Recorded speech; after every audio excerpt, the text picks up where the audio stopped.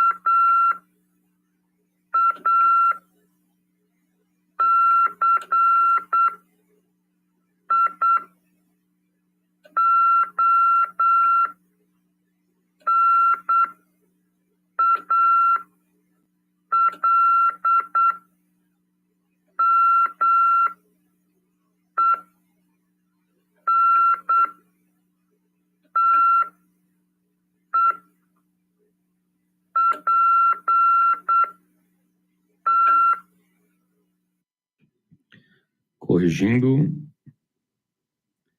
A última palavra, no lugar do N de November, saiu M de Mike, ok? Seria internacionalmente. Tá? Ficou internacionalmente. Então, corrige aí, tá bom? No lugar do M é o N, ok? Então, lendo todo o texto, foi o seguinte. Considerando o benefício para os radioamadores brasileiros em viabilizar a radioexperimentação e a operação em faixas de radiofrequência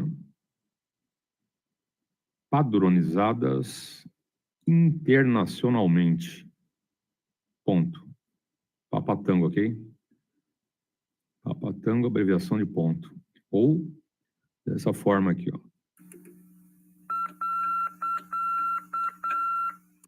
Um som curto, um longo, um curto, um longo, um curto, um longo. Também é ponto, tá bom?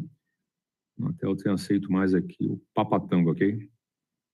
Bom, então a última palavra, você corrigiu, né? Internacionalmente. Não, o primeiro N, que entrou o M no lugar de Mike, né? Então, lendo mais uma vez, ficou o seguinte. Considerando o benefício para os radioamadores brasileiros em viabilizar a radioexperimentação e a operação em faixas de radiofrequência padronizadas internacionalmente. Ponto. Tranquilo? Treina aí a sua manipulação, não se esqueça, ok?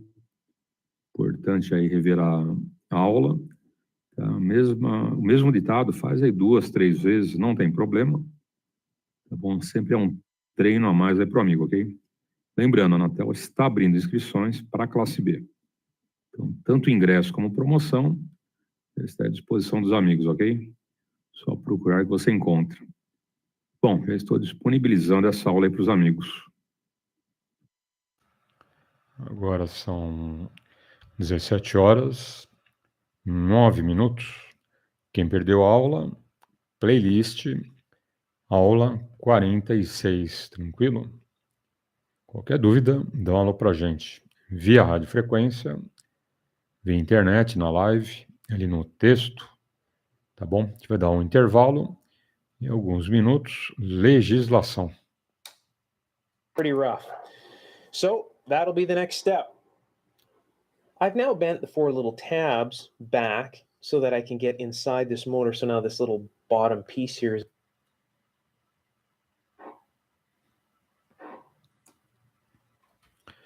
Alguém tentou aí alguma coisa.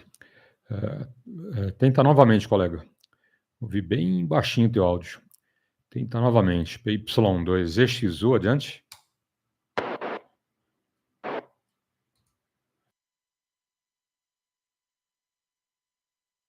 something isn't quite right within this motor. So what I'm going to do is I'm going to carefully look at this under the microscope and find out why this is feeling so gritty and nothing is really turning in here. It feels like there's almost something that might be jammed when that bottom plate is put back on here. So I'll just, maybe I'll zoom in here a little bit. And you can see some of the gearing in there. All plastic gears, of course. Here's another gear here. It doesn't look like any of the gears are actually broken or anything, which is a nice thing. So, as I say, I'll inspect this, and when I have something to report, I will be back. All right, well, there's lots of parts to this crazy little motor. First of all, we have the windings here, and this kind of just fits down inside of this shell. So you put this in here and it slides right down. And then we have this little platform here, which houses the three little gears. It actually holds them on these little shafts here. And this fits on top of here like so. It's all goes together like an Oreo cookie. And then you slide this down inside the case and you're ready to put your gears on. Now, in the center here, we have this little rotor, and this little rotor has got some tangs in it. I don't know if I can zoom in here and you might be able to see this. It's hard to keep things in the shot when it gets so close. All right, you can see it has these kind of extrusions here in the, it looks like a piece of ferrite. And you can really see them there quite clearly. Now, this little plastic gear has the same thing that fits into those. You can see them right on the bottom little lip here. It fits into them and locks in. Now, up here, it looks like they've either glued or sonically welded this little top plastic piece here. And then, of course, that bead fits on here. And then this little thing is, rotating here. So you see this little thing here? So when I put this all together, how this actually goes together is zoom out here. So this piece here fits onto here like so, and then it locks in, and then this little white piece on the top fits in here. Now, I can't see them assembling this thing without having to, sonically weld or glue this thing together. And what's happening is that's what's slipping in this little bead here. So what I need to do is glue this together, and it should be okay after that point. So then I'll put the motor back together, and it shouldn't be so grindy and intermittent. So what's happening is this is actually slipping in this little bead, and that's what's making that grindy kind of feeling. And it's offsetting as it's slipping too. It's kind of going off center, and then it's rubbing against. If you look inside here, you can see how this is kind of put together in here. It's kind of rubbing against this, and that's what's giving that grinding kind of feeling there. So that's what I'm going to do. I will glue this thing together and put it back in, and we'll give it a shot and see if I have antenna tuning action. And of course, if this one works, I should probably pull the other motor apart also and put some glue in it, maybe take it apart, see if it's broken. I don't think it's broken yet, but the way that these things are put together, I would imagine that it's probably not going to be too long before it starts to act up too. So what I did to repair this is I took this and I sprayed this down with brake clean. And I cleaned the gearing and everything. Of course, this is all apart at that time. I really hosed it down, and then I wiped everything off with a Q-tip and a rag. I kind of soaked a rag down and wiped everything down with it. And then I sprayed it down really hard again and basically let it air dry to make sure that there's absolutely no grease on this bead or on the gearing whatsoever. So then what I did is I took some of this glue here, this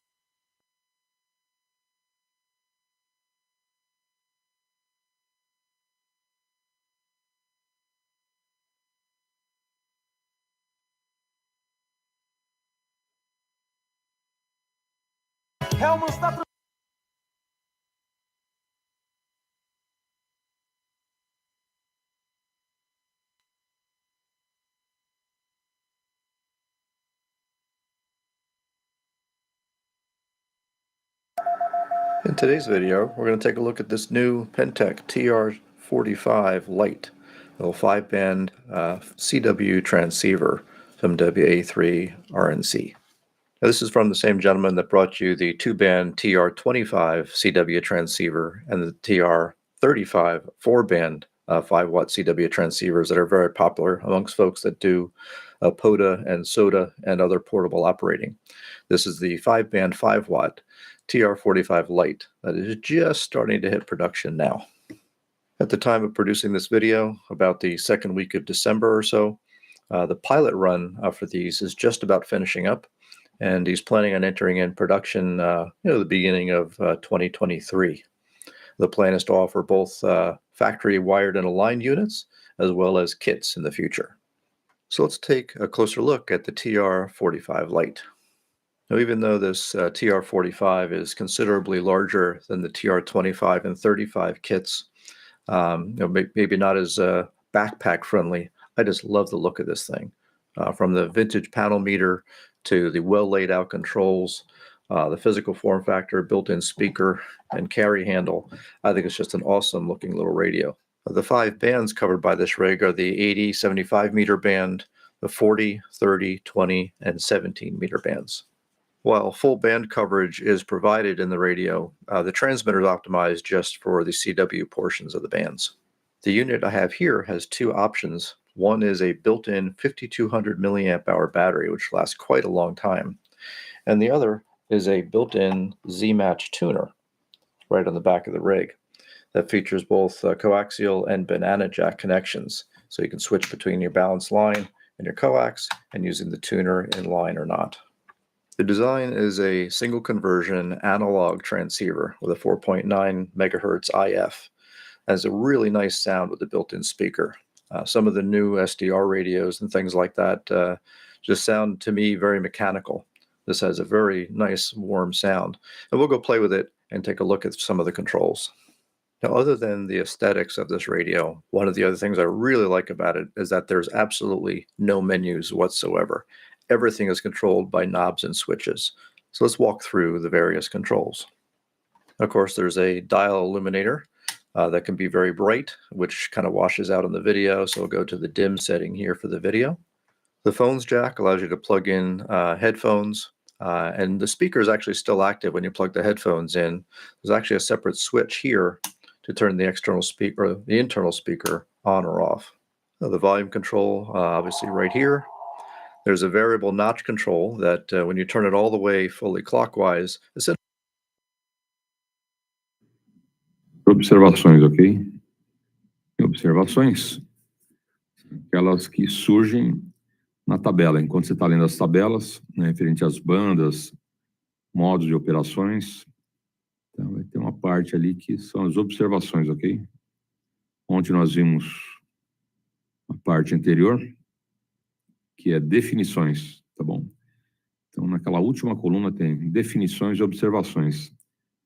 Então, ontem falamos das definições e hoje falando aqui das observações, ok? Bom, o item 1 fala o seguinte: são autorizados enlaces ponto a ponto em todas as faixas do plano de serviço de radioamador, exceto nas bandas de guarda e subfaixas de aplicação exclusiva, desde que respeitados os modos de emissão previstos nos respectivos segmentos e frequências, sem causar interferência nas aplicações prioritárias. Então, eu não vou explicar cada um deles, senão a gente perde muito tempo. Então, vou dar uma lida aqui. Esses itens da observação, isso não cai na prova, ok? Então, não vai perder muito tempo, né? Vou dar uma lida só para o amigo ter uma noção, tá bom? O item 2 fala o seguinte. Era o item 3, né? Tiraram o item 2 aqui. Pula direto para o 3. Operações em fonia SSB em faixa acima de 10 MHz, é indicada operação em faixa lateral suprimida, USB. E abaixo de 10 MHz, é indicada operação em faixa lateral suprimida inferior, LSB, exceto em 60 metros, corresponde a 5.3 MHz. É indicada operação em faixa lateral suprimida superior, USB. O item 4 fala o seguinte: as comunicações emergenciais desenvolvidas pelas estações do serviço de radioamador são prioritárias sobre as demais aplicações do serviço. É aqui uma coisa óbvia, eles estão só reafirmando, né? Ok. Item 5 fala o seguinte: emissões piloto terrestres deverão operar somente nas subfaixas especificadas para esta aplicação, respeitando as especificações das respectivas subfaixas. Isso tudo na parte ali da Anatel, né? Você vai pedir uma determinada banda, né, ou frequência, a permissão da Anatel para emissões piloto, eles já vão saber ali, né, quais as possibilidades, ok? Então aqui é bom você saber, mas quem acaba determinando quando libera essa licença é a Anatel, tá bom? Emissões piloto é como um rádio farol. um rádio sinalizador, ok? Que você tem autorização de uso, tá bom? Item 6 fala o seguinte: as estações brasileiras participantes de redes internacionais de modos digitais, voltada para estudos de radiopropagação em frequência nominal única, deverão seguir orientações referentes à CDS. São alguns modos digitais, né? A gente vai dar intervalo e já retornando, ok? 17h23. Lembrando hoje a aula de CW número 46. Quem perdeu a aula, pega na playlist. Então, já retornando. Upper sideband. And by convention, for 20 meters on up, the upper sideband is used for receive, and then for the lower bands, the lower sideband is used. There are two VFOs. You can see the display showing VFO A. This switch here, when you push it down, will switch between VFO A, which I've got set to CW here on 20 meters, and VFO B, which I've got in the single sideband phone portion of the band. Hitting it again brings you back to VFO A. Band selection is done with this switch as well, just by toggling the switch up. We can switch between and now the 20 meter band, the 17 meter band, the 80 meter band, 40 meters, 30 meters, and back to 20. So you simply cycle through all 5 with up pushes on this switch. Now let's listen to a couple of the receive modes here. So here's the CW wide. We can hear a couple of different stations. We switch to CW narrow. Now I really just hear that one station. And there's also a narrow audio filter that you can apply after the IF, which actually makes it even quieter still. It makes it almost sound like a code practice oscillator.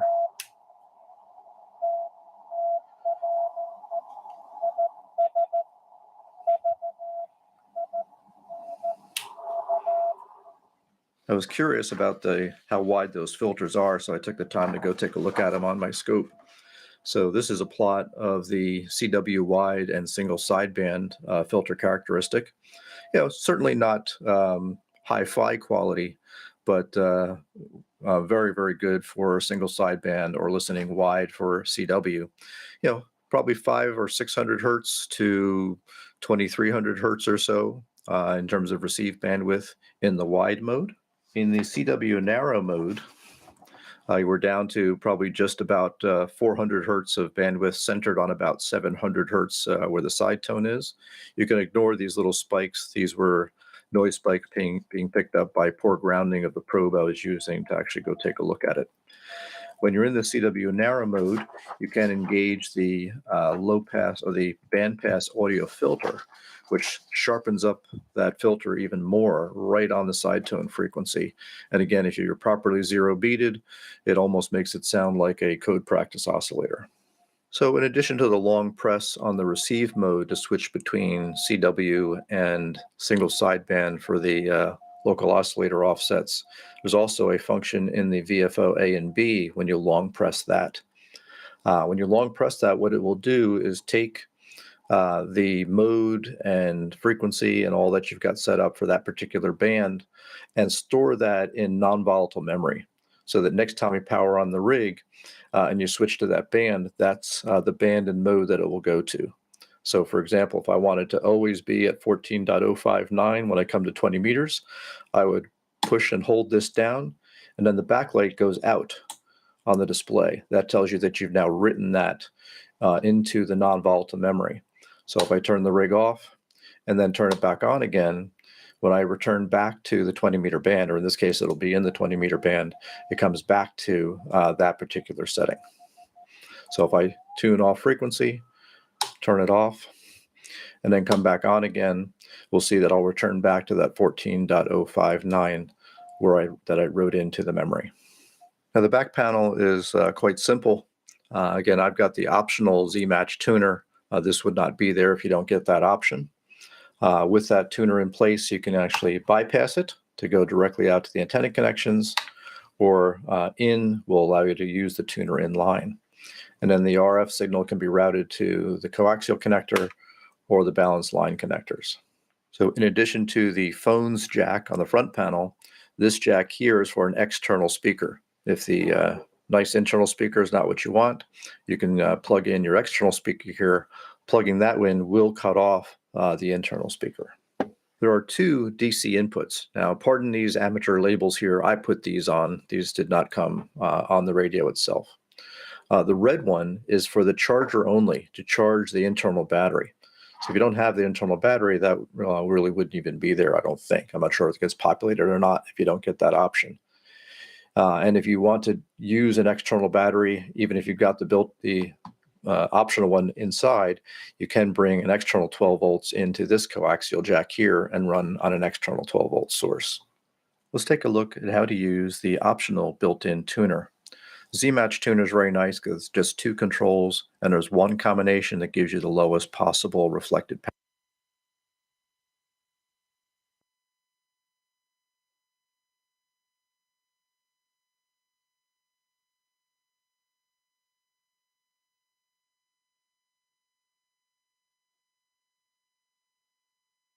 Welcome back to our channel. In this video, we are looking at the evolution of the radio. In modern society, radios are common technology in the car and in the home. In fact, in today's world, one would be hard-pressed to find anyone who has not heard of, seen, or used a radio during his or her life, regardless of how old or young they may be. This was not always the case, however. Before the 19th century, wireless radio communication in everyday life was a thing of fantasy. Even after the development of the radio in the late 1800s, it took many years before radios went mainstream and became a household fixture. The history of the radio is a fascinating one that changed how the world connected and communicated from distances both far and near. Radio broadcasting was the cheapest form of entertainment, and it provided the public with far better entertainment than most people were accustomed to. As a result, its popularity grew rapidly in the late 1920s and early 1930s, and by 1934, 60% of the nation's households had radios. 1.5 million cars were also equipped with them. The 1930s were the golden age of radio.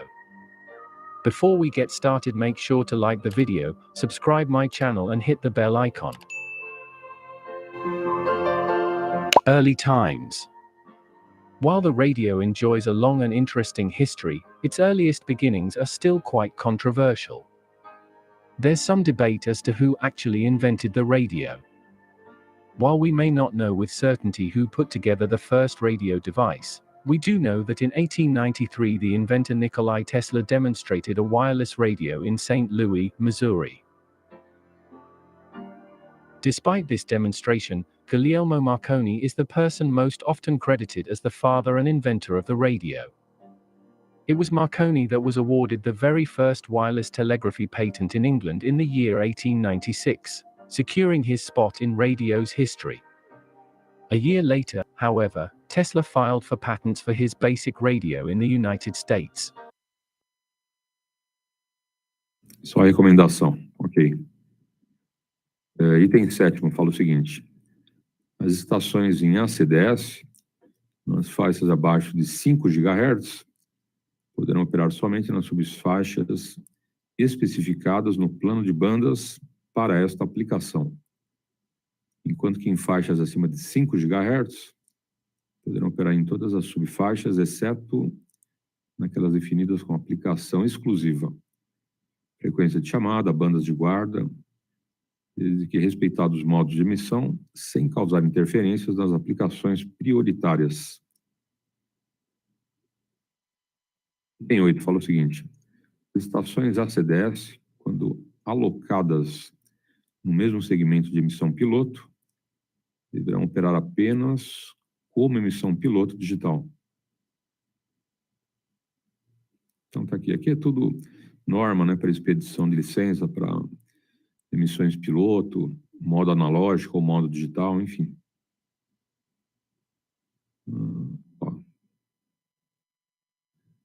Ok. Item 9.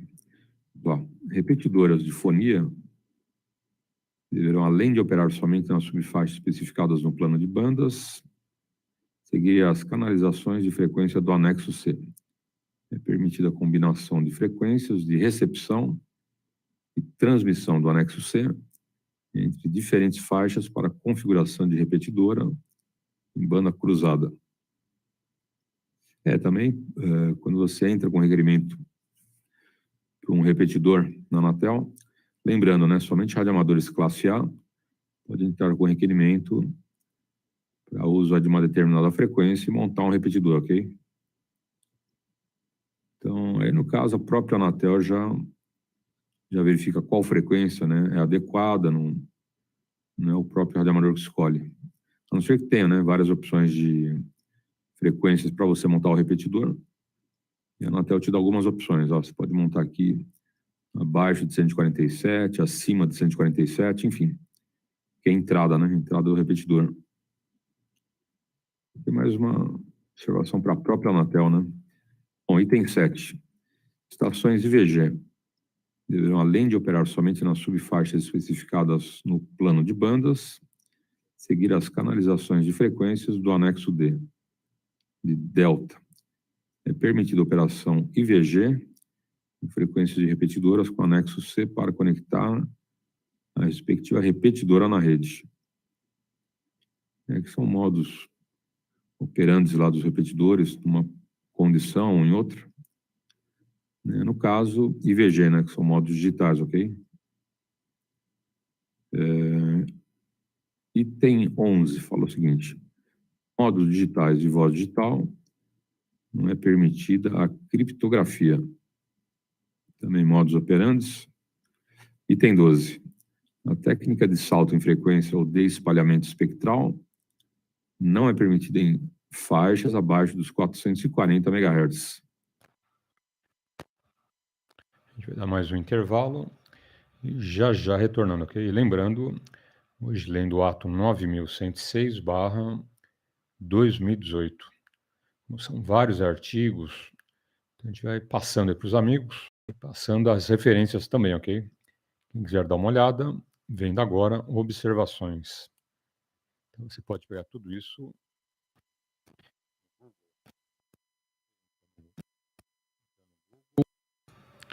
Coloca o ato 9106/2018, coloca Anatel na frente e faz a busca. Tranquilo? Qualquer dúvida, dá um alô para a gente. Então, intervalo e já retornando em legislação. Then could fit inside of a frame of eyeglasses or in a pair of small earphones.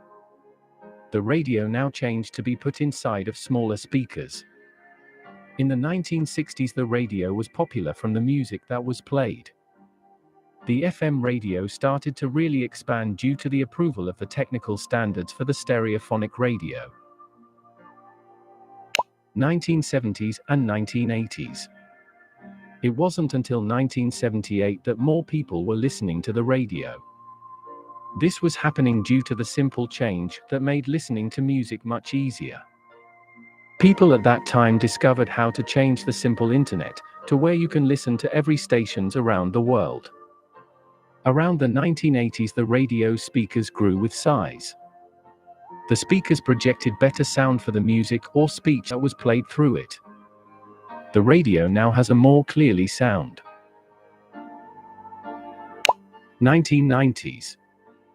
During 1995, the radio's technology became more complex and there were added features that were attached. Lights and controls were added and even a screen to see what station you're on. The technology grew and the radio features and technology changed. In 1999, the radio changed a bit by adding a bigger screen and making the radio more fancy. There were added buttons and knobs that added more features to the radio. People now were discovering more complex technology and the radio's prices were reaching higher and higher. 2000s. In 2015, they were very compact with large screens and controls. It is complex and it is also located inside cars now. The radio changed to now having clocks, and even now we can connect devices to it and play music or take phone calls. The radio has changed due to the technology they devolved. In 2016, people were coming up with lots of ideas for making radios for cars and swimming areas and different places like that. The radios kept on expanding and were getting more popular due to the new comings of them. In 2018, there are many different types of radios. They all are very complex and new with all sorts of controls. The radios have changed due to the technology found and will continue to change as more technology is devolved. Today, radio has become much more than Tesla or Marconi could have ever imagined. Traditional radios and radio broadcasting have become a thing of the past. Instead, radio has steadily evolved to keep up with current technology, with satellite and streaming internet stations gaining popularity. Radios are found not only in homes, but they are also a staple in vehicles. This was the evolution of the radio. We hope you like the video. Please subscribe to my channel and hit the bell icon for more videos about the evolution of things. Thank you for watching.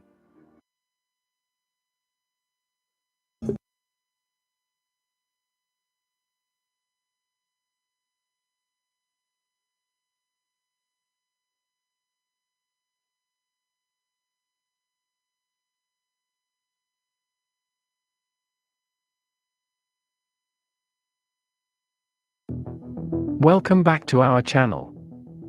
In this video, we are looking at the evolution of the television. Just look at televisions to see how far technology has come in human history.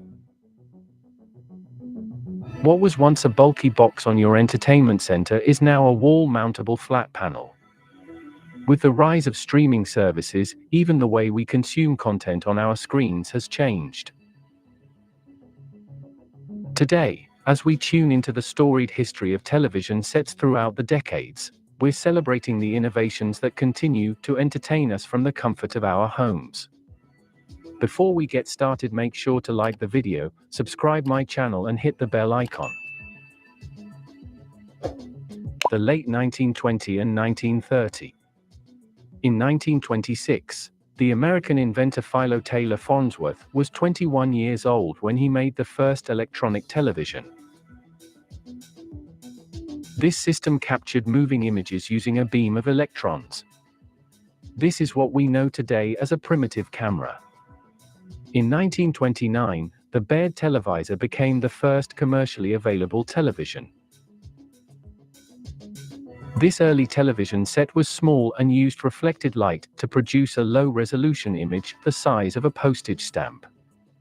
Since then, the invention of the electric television has provided a higher resolution and made mass production easier, rendering Baird's mechanical televisions obsolete. The Marconi 702 was released in the mid-1930s. The Marconi 702 was a vision-only, mirror-lid television that used magnetic deflection and electrostatic focusing.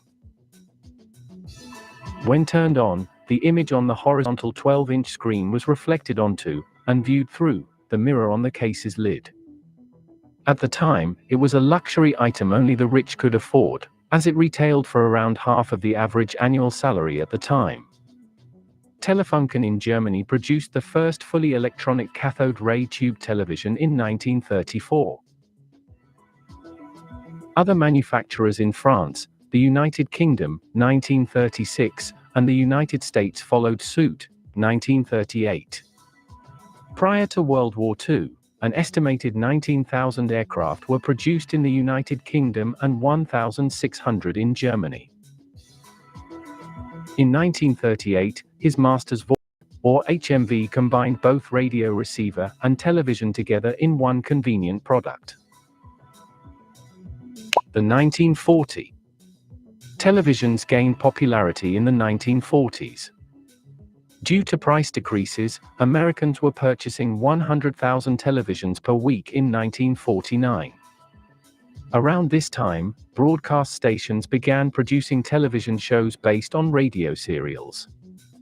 By the end of the decade, for television networks, NBC, ABC, CBS, and the now-defunct Dumont were broadcasting 7 days a week, establishing what we now call the primetime television schedule.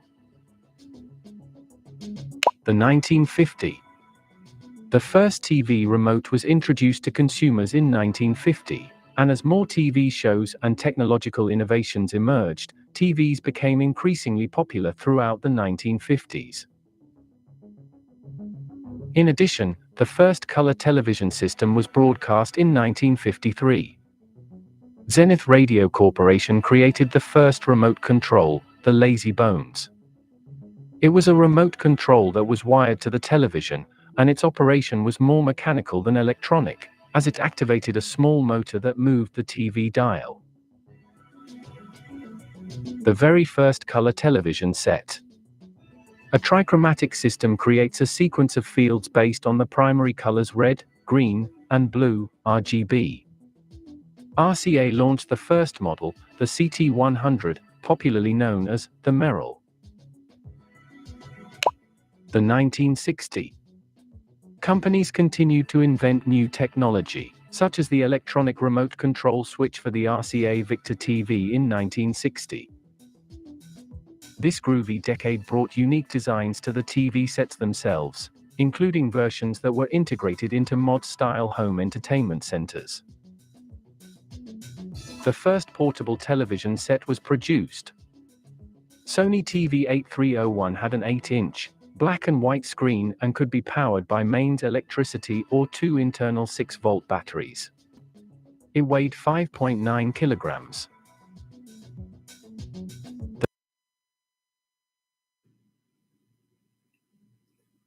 Aqui para nós, radioamadores, né, quando formos operar abaixo dos 440 MHz, está dizendo aqui, ó, essa técnica de salto já não é permitida nessa condição de faixa e frequência. Tem 13. As estações temporárias localizadas no espaço próximo, elas são satélites, né? Então, por exemplo, balões meteorológicos, balões estratosféricos. A gente fala temporária, né? Não é um satélite que fica muito tempo em ação, né? Ele sobe, fica algumas horas, né? Pode até ficar um tempo maior, alguns dias, mas cai, né? É tipo um balão atmosférico, um balão que transporta, né, algum equipamento de medição, ok? Então, esses são chamados de estações temporárias localizadas no espaço próximo. Então, nesse caso, eles poderão transmitir em todas as faixas, né, aquelas, né, apropriadas para essa finalidade, com certeza, né? Exceto naquelas definidas com aplicação exclusiva. Exemplo, entrada e saída de repetidores, que mais? Exclusivo satélite, exclusivo modos, né, especificados digitais, enfim. Então, esse item 13, né, caso você faça algum experimento, como já fizeram, né, algumas vezes, de lançamento de balões estratosféricos, e nesses balões levando sondas, e equipamentos de transmissão, recepção, né, já entra essa ressalva aqui, tá bom?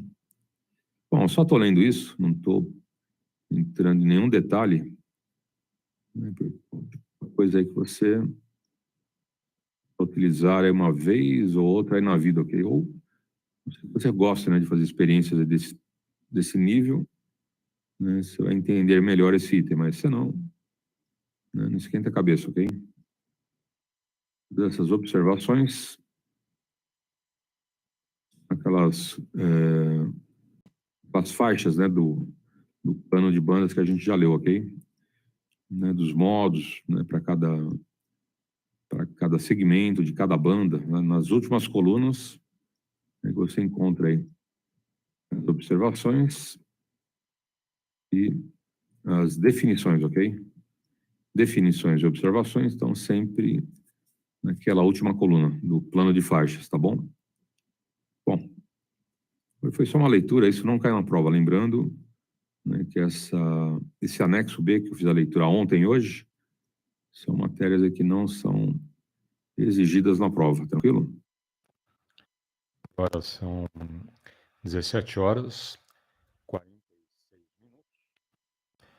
Lembrando que janeiro, dia 2, segunda-feira, Iniciando aí mais 3 cursos na rodada alto-falante. Depois eu passo aí a matéria, os cursos, os horários, ok? Como você poderá fazer via radiofrequência, via internet, via playlist, tá bom? Então, vamos em frente. Oportunidade com boa tarde. HD streaming content are any indication, 4K programming is here to stay. What do you think the next technology that will revolutionize the history of television will be like? Write down in comment section. This was the evolution of the television. We hope you like the video. Please subscribe to my channel and hit the bell icon for more videos about the evolution of things. Thank you for watching.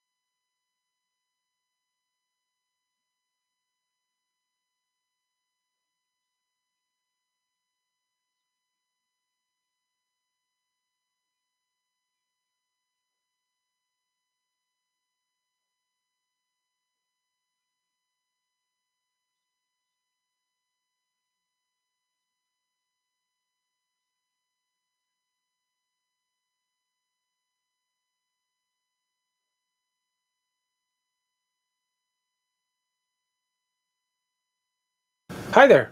Today on the bench is a Yaesu FT900 amateur transceiver. Yet again, another non-virgin failure. I'm getting pummeled with these. Gee, I wonder what's going to be inside this one. So, at any rate, the complaint with this one is it has no audio, and they couldn't get any audio out of the thing. So that's pretty much what we're going to be hunting down, and hopefully there's no other problems with the thing now either. So just like in all the other videos, let's go through this together, troubleshoot this, and bring it back to its happy self yet once again. Let's get into it. We're now ready to diagnose this Yaesu FT900 transceiver. The very first thing you should do before you put power to this thing requires a separate 12-volt power supply. So the very first thing you should do is check to make sure that you don't have any dead shorts in this jack in the back here. Just get my light on that. So this is kind of tricky though, because in this jack on the back side of the radio here, from side to side, measure a dead short because they've bridged some pins in here in order to up the current handling capability of this jack. So from side to side, the two bottom ones are bridged, and the two that are up from the bottom are also bridged side to side. Now, up and down, they should read high resistance because that's where your 12-volt supply goes into. But side to side, they will measure a dead short. Now, I've already tested this, and it seems to be okay. You got to remember that this radio has had other hands in it, so you really don't know what to expect at this point, and it's always good just to check that. So I'm ready to put the 12-volt supply to it here. I'll just plug this jack in the back like so. It's ready to go. Now I'm also, while I've got this turned around, I'm going to plug in my Marconi Instruments analyzer into the back of this, because when we turn this on, if this thing goes right into transmit mode, I don't want this just transmitting into nothing. So this way it'll be into a dummy load. So what I'll do is I'll just plug this in here like that and screw that on tight. And we're pretty much ready to go at that point. So I'll move this out of the way. I'll turn on the Marconi Instruments analyzer. Okay, and I'm going to put it to TX test. So we're there, put it onto AM. And we're pretty much ready to go at that point. My light, I'm getting some shadowing here. So now the complaint on this again was that there's no audio. Now, I don't know whether that's transmit audio or receive audio or both or what it is. But before we turn this thing on to actually start diagnosing this, we should do a couple things first. Make sure the MOX button is out so that it's not in transmit mode. Make sure the RF power is down here. Okay, and we should also make sure that the audio gain's down and the squelch is down. And that way we're kind of ready to go as soon as we turn this thing on. If I turn it on and it goes right into transmit mode and I see this thing, showing me a frequency and it's transmitting, I'm just going to shut it off right away, because at that point there's, it's jammed in transmit mode. So we're ready to go. Let's turn it on. And it defaults to 7 megahertz. The light's green, which means it's in receive, and I don't see any transmit power on the display over here, which is a good sign.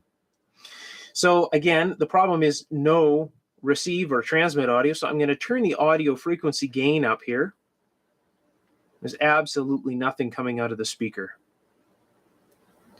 So it's quiet. Now, I don't know if that's also going to be the same for transmit mode. So let's test the RF power first. I'm going to put this in the AM mode here. I'm also going to lock the dial because I'm moving around here. These dials are very sensitive. You bump them and it'll go out of band. If these radios, if you bump them out of band, out of the ham bands, they won't transmit at all, and sometimes it leads to a bit of confusion. So it's always good to get this within a ham band and, of course, have it into a dummy load.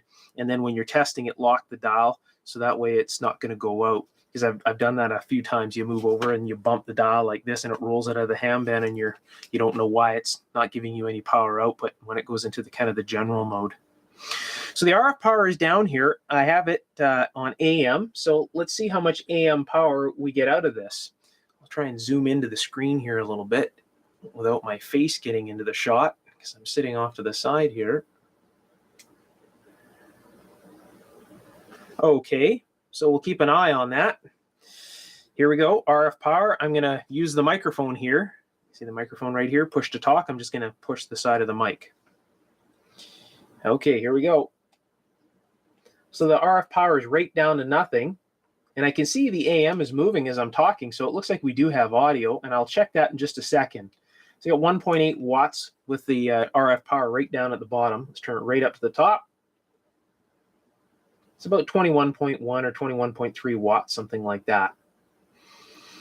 Okay, I'll just put this on scope, and I'll default that back twice, and I'll go here. Hello, hello, 1, 2, 3, 3, 2, 1. Okay. So at this point, we can see that we have audio, and it seems to be producing audio. That's in the AM mode. So we have transmitted audio, which is a good thing. So let's put this into sideband here, lower sideband, and see if I have any audio there. Oh, yeah, there's lots of audio there. No problems. So what I'll do now is I'll turn the RF power back down on the radio. I'm going to put this into CW mode. And we're not going to worry about this right now because it's just CW. So we're just going to watch the power, and I'll see what kind of power I can get out on CW. Now, this radio should be good for about 100 watts on CW. So I'll just push the PTT on the microphone here. And it starts at 2.15 watts, and I'll turn it right up to the top. And it's 97 watts out. So we know the finals are good in this radio. So we're doing pretty good so far. We just don't seem to have any receive audio, it looks like. It's transmitting audio, which tells us that the audio section in here is working to some extent. So I'll zoom back out here. It's a problem with working in front of the camera. Everything is backwards. So here we go. Back on the screen here again. So we seem to have absolutely no audio receiving. So this could be a bunch of things at this point, just, roughly diagnosing this without going inside it or doing anything at this point. It could be a dead speaker, right? A really simple thing. It could be an audio output IC or some sort of switching inside that's not allowing this to turn back on. And it could even be the phone's jack. Now, this is the most common problem, is the headphones jack. A lot of people use these in a mobile application. And in that mobile application, they plug a phone's jack into their car stereo, and they can use the car stereo in their in their vehicle to amplify the audio from this, and it gives them, it's pretty robust audio in the car. Usually, if you have this little speaker just going inside the car as you're driving, it's kind of hard to hear. So by using the radio as an amplifier in your vehicle, you get, some pretty powerful audio. So this sees a lot of mileage, just jack in and out and in and out and in and out and in and out of this phone's jack, the little phone's plug here many, many times.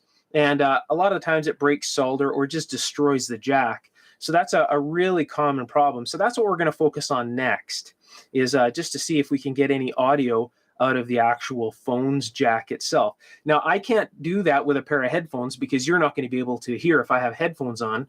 So what I'm going to do is I'm going to rig up a small test set with a signal tracer and a small jack on it that I can plug into here, and I'll wiggle that around with a signal tracer on there. And if we get audio, we'll both hear it at that point. So that's what I'll do next, and I'll be right back. I now have my night signal tracer hooked up to this audio cable with this jack on the end of it that will plug into the phone's jack on the front of this FT900. I'm just using the signal tracer as an outboard audio amplifier so that we can both hear if any sound comes out of this FT900 whatsoever. So I'm going to feed a signal into the front end of the Yaesu here with my signal generator. It'll be modulated by about a 600 hertz tone. So I'll turn that on right now. See, the signal came up. It's about 6 S units. There's about a 10 microvolt signal coming in here. So the audio is down, and I'll plug this into the phone's jack here. I removed the microphone so you can see this a little bit easier. So I'll turn the audio up a little. All right, and you can hear we have absolutely no audio still, nothing coming out of the signal tracer or out of the speaker. So what I'm going to do is move the phone's jack around a little bit, and if there is a broken connection behind there, I'll try to reestablish it by, putting a little bit of sideways torsion on that, and maybe just if the jack is broken itself, just kind of feel around and see if I can make any kind of connection in there. So I'll do that right now.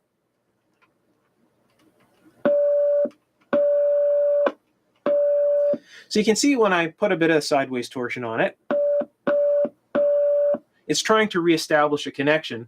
So let's make sure that we're actually hearing this. I'll shut the signal off and I'll turn the audio up, and we should just hear static at this point. So at this point, we definitely know that the phone's jack has an open connection in behind there. Whether the jack itself is broken or whether it's just the solder joints that are broken, we don't know at this point. And we'll have to disassemble this and open the front part of the receiver in order to get at that jack. Again, there's a really good chance that the reason the speaker isn't coming on is because of this jack. Now, we don't know yet. There might be more on top of this, but that'll be the next thing that we look at. The Yaesu is now apart, and it is quite a disassembly procedure, but nonetheless it's needed. So you got to take the bottom off. There's a whole bunch of screws on the bottom. You can pretty much see where they are on the outside of the case. And then when you get inside, there's a bunch of screws that loosen the face off so you can kind of tilt the face forward. And it gives you a little bit extra room to move around in here. You can actually remove the top too, which gives you more room just to work on everything. There's a whole bunch of cables here that you really don't want to undo, but if you undo this one connector up at the front and this one connector here, it'll allow you to move the top away and you can kind of get in here and work. So in order to remove the top, you have to undo 2 screws here on the top. You can see them right on the top of the case. And then on the rear, there's a screw here, and there's one just like it down at the bottom side here that you've got to undo. And then, of course, the whole top will come off. Now, in order to get at this jack in the face, that's a little bit more complex. And I'll move this around here. So the face fits on like this. So I can get my lamp in here. Okay, so the face is held on by these screws here. There's one here, and there's 2 in here. You got to remove all of those. And this jack here, you got to be careful that when you're pulling the face forward that you put a little bit of pressure on this, because this is just kind of pressed in behind this face plate here. So this is the connector that connects to the detachable face plate on the FT900. And of course the face plate is right here, right?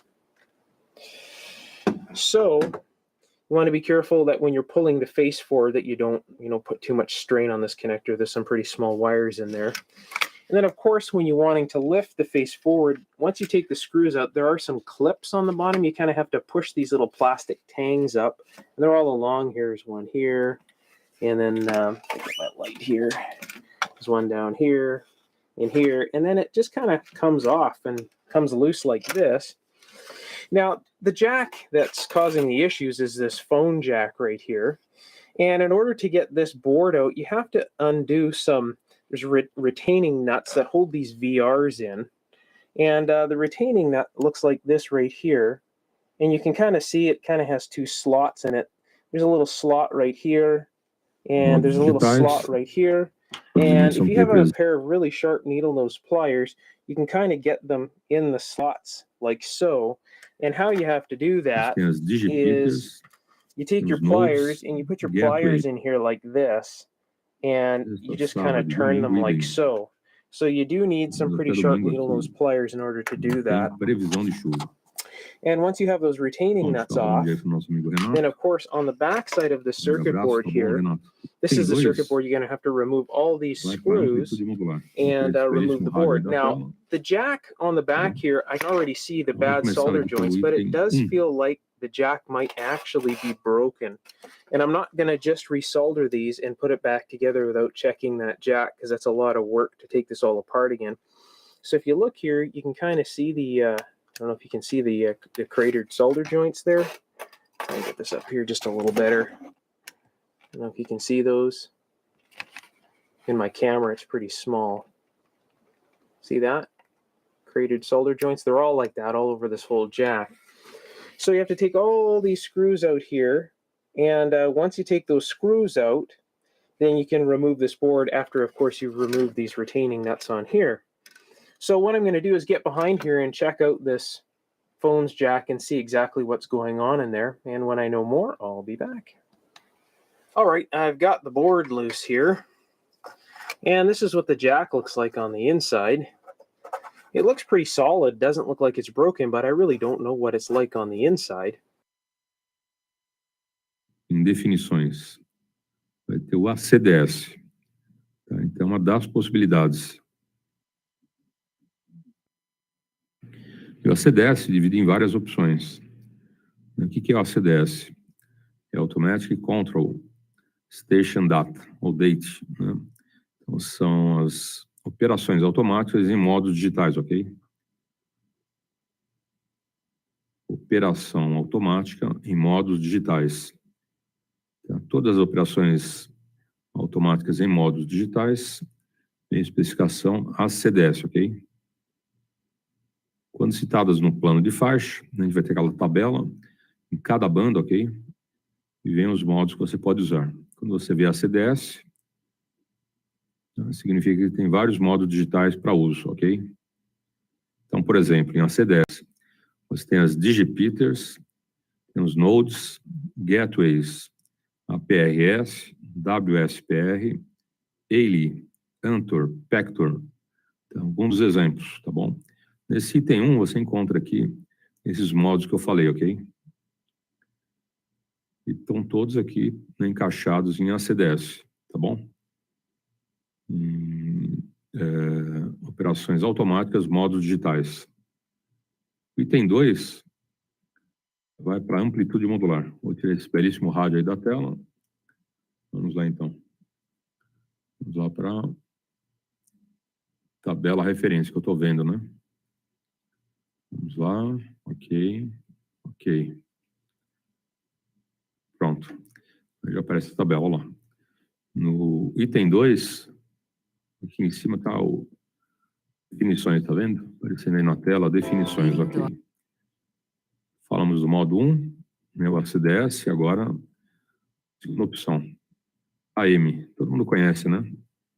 Amplitude modulada, ok? O que a legislação fala? Fala o seguinte, ó, AM, amplitude modulada, modo de emissão, que representa a comunicação em fonia AM analógica. Suas características estão elencadas no item A6 do anexo A, ok? Tem outras tabelas que a gente vai ver mais para frente, tá bom? Vai ver qual que é a característica desse modo AM, amplitude modulada, ok? Aqui a gente só vai ler a relação de modos né, que você pode utilizar sem nos aprofundarmos, tranquilo? Então, modo AM, conforme citado no plano de faixas, não é válido para modos digitais ou voz digital. Bom, aqui é meio lógico, né? Não teria nem necessidade de colocar essa parte final aqui. É coisa de falar. Modo AM, né, conforme citado no plano de faixas, não é válido para modos digitais ou voz digital, né, enfim. É meio redundante, mas tudo bem. A gente já está vendo aqui que a segunda opção, amplitude modulada, ok? 3. Quando está escrito ali, ó, aplicação, utilização prioritária da subfaixa, ok? Você vai ver lá nas definições, né, nos modos de operações, aplicação, ok? Você ler na outra tabela aplicação, é isso que está aqui, ó, utilização prioritária da subfaixa respeitando o modo de emissão destinado a essa mesma subfaixa, ok? Bom, a gente vai dar um intervalo e já retornando em definições. Lembrando, você encontra no ato 9106/2018, ok? Então, intervalo, oportunidade aos amigos, com boa noite. Mhz IF has a really nice sound with the built-in speaker. Some of the new SDR radios and things like that just sound to me very mechanical. This has a very nice warm sound, and we'll go play with it and take a look at some of the controls. Now, other than the aesthetics of this radio, one of the other things I really like about it is that there's absolutely no menus whatsoever. Everything is controlled by knobs and switches. So let's walk through the various controls. Of course, there's a dial illuminator that can be very bright, which kind of washes out on the video. So we'll go to the dim setting here for the video. The phones jack allows you to plug in headphones, and the speaker is actually still active when you plug the headphones in. There's actually a separate switch here to turn the external speaker, the internal speaker, on or off. The volume control, obviously right here. There's a variable notch control that when you turn it all the way fully clockwise, essentially moves the notch out of the passband so it's not there. And to simply use the notch, just rotate it down to eliminate that interfering tone that you want. When you don't want to use it, just turn it fully clockwise again. There's continuously variable RF gain. The automatic built-in key or speed is right on the front panel. As you rotate it, you'll see on the display, you can actually change your key or speed. I typically run mine, about 14, 15 words a minute, maybe a little bit more. I'm not the speed demon. I start to struggle when I get above 20 words a minute. It's actually separate inputs for a set of paddles or a straight key. And this is really handy if you actually have both. You don't have to go into a menu to switch between the two. You simply can plug in what you want. You can actually plug in both at the same time. It's also handy when we go to tune up the radio that if you like using paddles, you can actually move the paddles to the key jack and then hit one of the paddles to act like a single key to hold the unit and transmit while you are setting up the tuner. Very handy. The tuning encoder is right here. The default to tune is in the 10 hertz position. If you hit it once, it'll move to the 100 hertz position to tune. If you push and hold, it'll jump to the 1 kilohertz position to tune very quickly. Push and hold again, and it drops to the 1 hertz position if you actually want to do very, very fine tuning. Here's your continuously variable transmit power control. We'll typically use this if you want to operate lower than the 5-watt maximum, or if you want your tuning up, you'll tune up generally to lower power, then start increasing it as you get the tuner kind of lined in. I'll actually show you the tuning process here in a little bit. And of course, when transmitting, the S meter or the analog meter can show either forward power or reverse power. We'll typically leave it in reverse power when we're setting up the tuner. And I typically leave it there anyway, just to ensure that something doesn't happen to the antenna. I can actually see what's happening. And there's also a high SWR warning light. Once the reflected power gets too high, that will light up, give you an indication that you might have to either check your antenna or readjust the tuner. Now, a couple of the switches actually are a momentary push button one way or the other with a center off position. This one here will activate a dial lock when you toggle it up so that you won't accidentally change frequencies. Hit it again and turns that dial lock off. Pushing that same button down will go to a battery check, so you can actually check the health of the battery on the meter. And it's also a spot, so you can actually hear your side tone, so that you can kind of compare that to what you're listening to see if you're tuned to the station properly, if you got them zero beated. This switch up here, when you push it up, is a receive incremental tuning that allows you to adjust your receive frequency without changing your transmit frequency. So if someone is drifting off, or if you've got a tone you like to listen to that's different than the side tone that's built into the radio, you can actually adjust that here. The RIT light lights up when the RIT is active. Push it up again, deactivates the RIT. The display obviously shows you the frequency you're operating on, shows you the band you're operating on, shows you the receive mode. There's actually 3 receive modes. There's CW narrow, which is what we're listening to now. CW wide is a wider filter position. And if you push and hold the RX mode switch down, it switches to SSB. It's still the same width, but it changes the essentially the zero beat frequency, if you will, adjust the internal LOs so that the dial frequency matches what you have on a normal ordinary transceiver to listen to a single sideband signal. When you're in CW mode, there's a zero beat offset so that you can actually hear the side tone. The USB display here just tells you that the CW mode is using the upper sideband. And by convention, for 20 meters on up, the upper sideband is used for receive, and then for the lower bands, the lower sideband is used. There are 2 VFOs. You can see the display showing VFO A. This switch here, when you push it down, will switch between VFO A, which I've got set to CW here on 20 meters, and VFO B, which I've got in the single sideband phone portion of the band. Hitting it again brings you back to VFOA. Band selection is done with this switch as well, just by toggling the switch up. We can switch between and now the 20 meter band, the 17 meter band, the 80 meter band, 40 meters, 30 meters, and back to 20. So you simply cycle through all 5 with up pushes on this switch. Now let's listen to a couple of the receive modes here. So here's the CW wide. We can hear a couple of different stations. We switch to CW narrow. Now I really just hear that one station. And there's also a narrow audio filter that you can apply after the IF, which actually makes it even quieter still. It makes it almost sound like a code practice oscillator.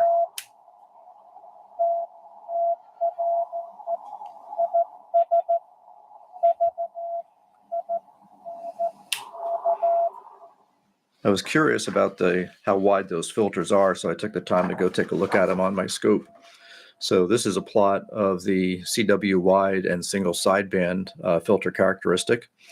Certainly not hi-fi quality, but very, very good for single sideband or listening wide for CW.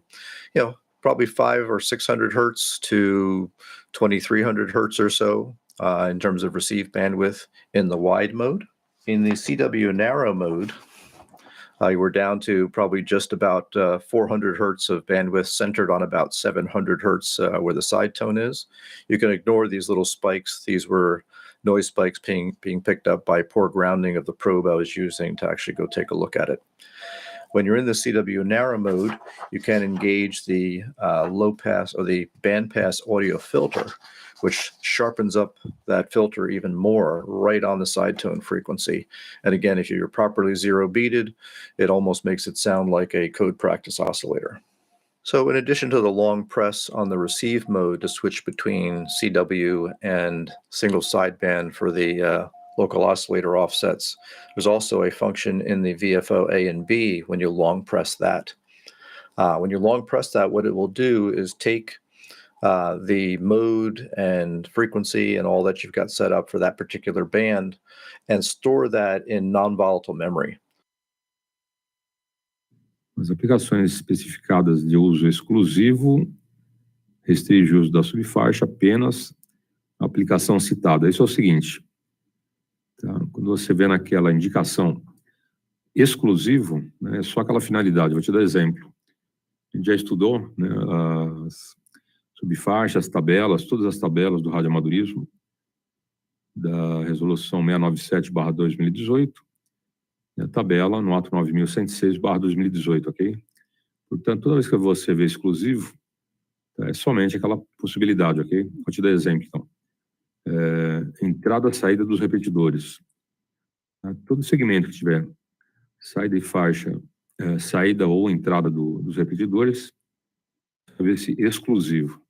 Tá? Ou seja, né, você não usa para mais nada, né? Você deixa aquele segmento ali para essa finalidade que é entrada e saída dos repetidores, ou exclusivo satélite, ou exclusivo modos digitais, ou exclusivo reflexão lunar, enfim. Nesses segmentos tem sempre um exclusivo, ok? Para você deixar para aquela finalidade, tá bom? Bom, quarto, vamos lá. Vou falar aplicações de banda larga. Mesma coisa, né? Exemplos, SS. SS é Speed Spectrum, ou Speed Spectrum. Então, o que é o SS? Speed Spectrum. Então, o Spectrum, pode ser aquele espectro, né, da radiofrequência, tá bom? É alta velocidade, ok? Você pratica o HSMM, que é a multimídia de alta velocidade. Por exemplo, né? São os protocolos definidos pela norma 802.11, tá bom? Isso é internacional. Esses protocolos são internacionais. Então, referência para cada país seguir as determinações, ok? Então, aplicações em banda larga é o Speed Spectrum, ok? Exemplo, HSMM, ou multimídia de alta velocidade. High Speed Multimídia, ok? Bom, tem 5. Se não tem, vamos subir, tem 6. Tiraram aqui, puseram alguma coisa errada, eles simplesmente tiraram, não corrigiram a numeração, mas tudo bem. Pula do 5, vai para o 6. CW, isso todo mundo conhece, né?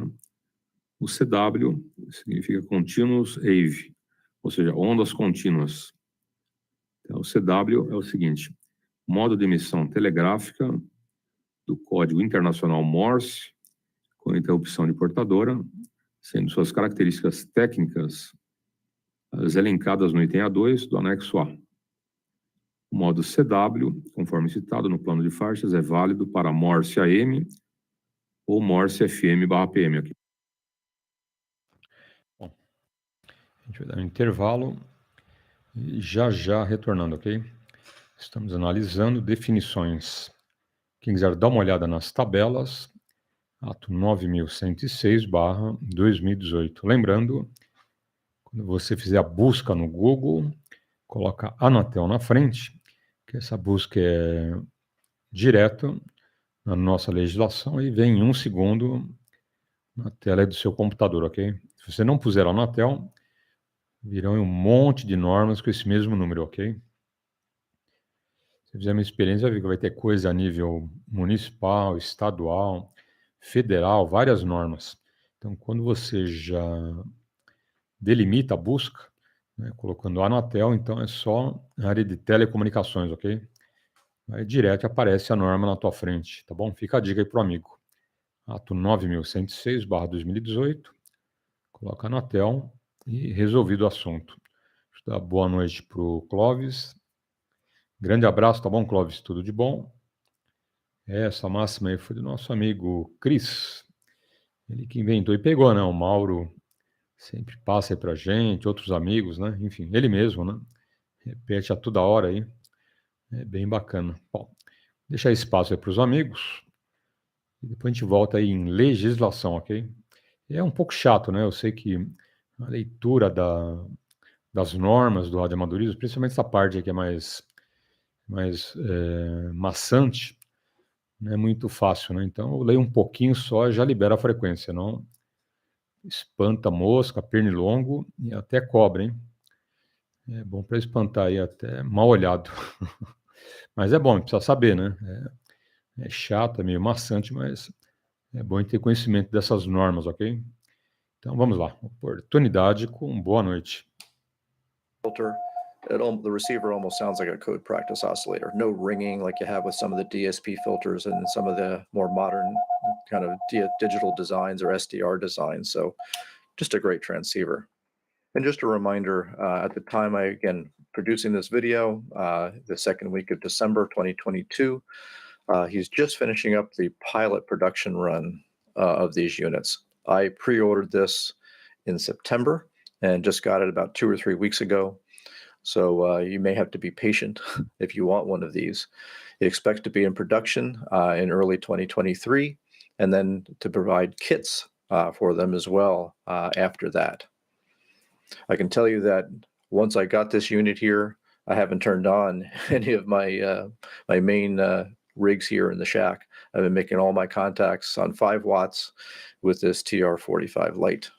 It's just such a fun radio to operate, very easy with all the manual controls, such a great sound to it. So again, I hope you enjoyed this review of the Pentec TR45 Lite 5-band 5-watt CW-only transceiver. If you liked the video, give me a thumbs up. And thanks again, as always, for watching. We'll see you next time.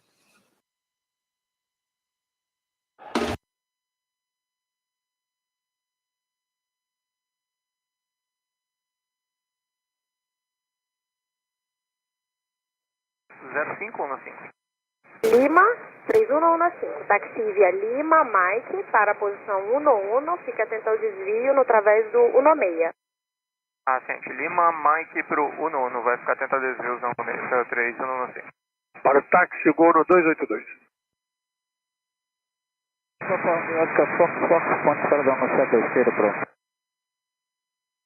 Para o táxi. Gol no 282. Após a passagem do Airbus da Latam, táxi via Whisky, Mike, no ponto de espera monitora a torre no 27,5, fica atento ao desvio através da 16 e da 01.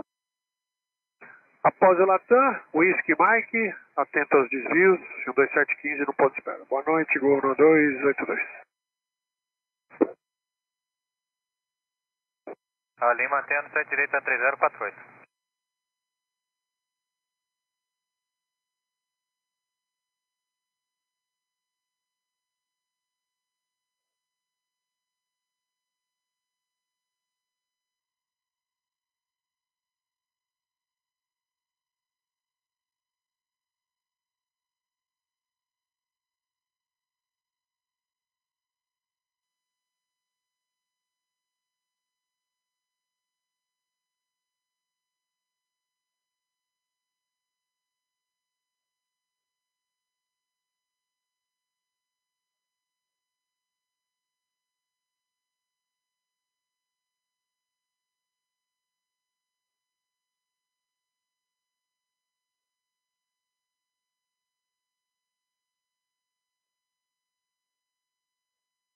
Então 3048, autorizado a decolagem 7 direita, o vento 190 graus, 10 nós, após o controle 119 decimal meia. Iniciando decolagem 7 direita, após controle 196 graus, 3048.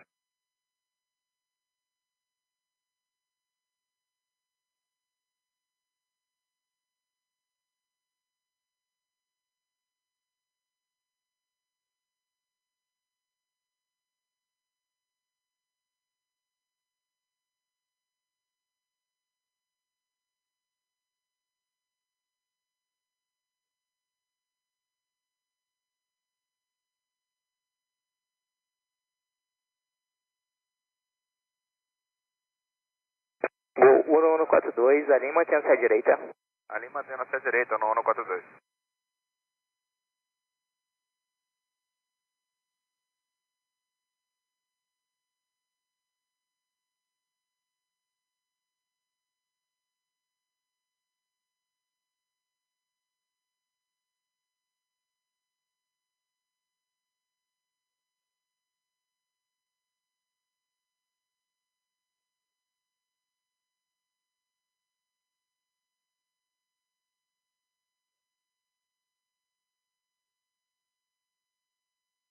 Ok.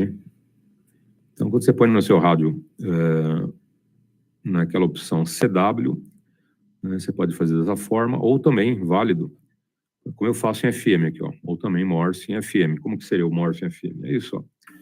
Eu estou em frequência modulada, né, e a gente passa a aula de telegrafia aqui na rodada. Tá vendo? Você permanece em frequência modulada, porém eu trago aqui a aula de telegrafia.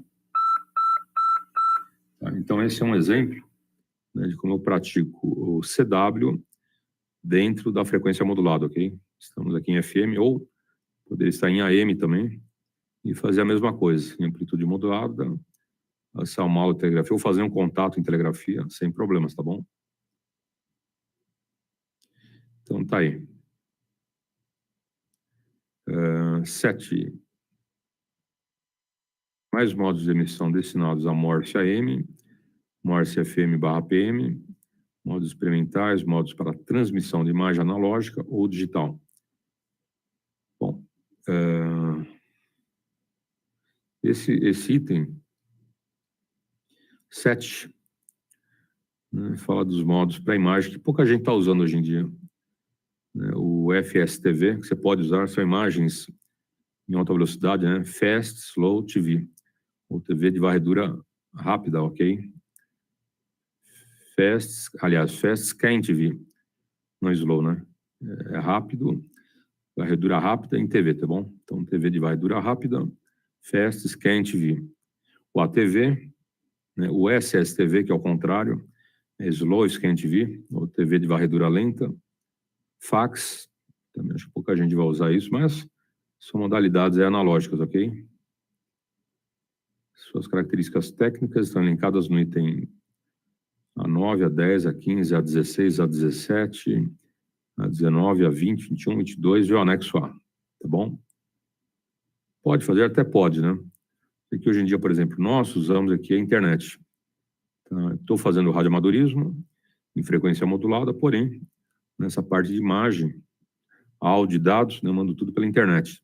Né? Para mim, é interessante, né, fazer um monte de equipamento. E outra, né, quem nos ouviria aí, eu estaria vendo, né, nessa condição de ATV, teria que ter antena, o rádio, na frequência apropriada, né, para você praticar esse ATV, ok? É bem mais complexo. Hoje, né, eu prefiro, né, manter a rodada alto-falante em FM, normal, né, que todo mundo tem um radinho, e pela internet eu mando áudio, vídeo, texto, tá bom?